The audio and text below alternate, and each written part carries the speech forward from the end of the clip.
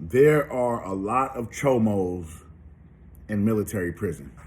There are a lot of chomos in military prison, man. A lot of them. A lot.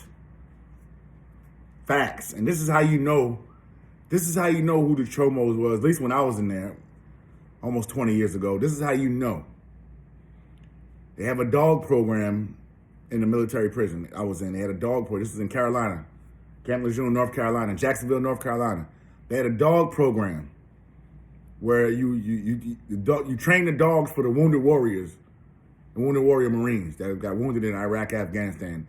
The dog opens the refrigerator, gets a beer. He's trained to do different things. The inmates are training them. Just about 90% of the inmates that were in the dog program were chomos. For the simple fact that in order to be in the dog program, you had to have a certain amount of time left on your sentence. And the chomos is usually the ones that got the longest sentences, so they were in the dog program. I'm gonna be honest with you. I could point out a chomo from a mile away. And I'm just gonna be honest, this is how they look. White, nerdy, smart. You ain't gotta guess like, maybe not. When you see him, immediately say, yes, he's a chomo. And what they was doing, they was lying and saying they was in there for piracy. But the guards will show you their hard cards. Hard card is a card with all your charges on it. Has your face on the front, then you turn it on the back and has your charges on it. Called a hard card. Facts. Chomos, they get the best jobs. And then like in the military prison I was in, it wasn't like state and federal prison where they get knocked off the yard. They are not. They're actually coexisting. It's really not much. I mean, unless you're one of the ones willing to lose your good time. But you have to understand where I was at. I was in the military prison. So where I was at, everybody had a chance to come home in less than 10. Everybody was coming home in less than 10 years. Everybody.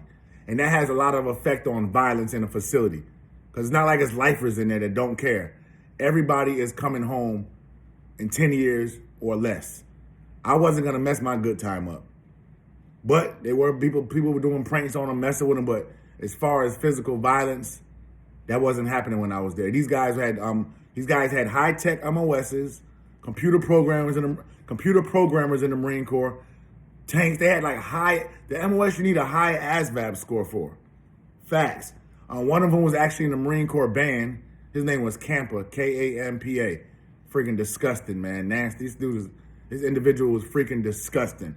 I talked to him on a solitary confinement block, just picking his brain and see why his nasty ass was doing the things he do. And the answers are just disgusting to me, man.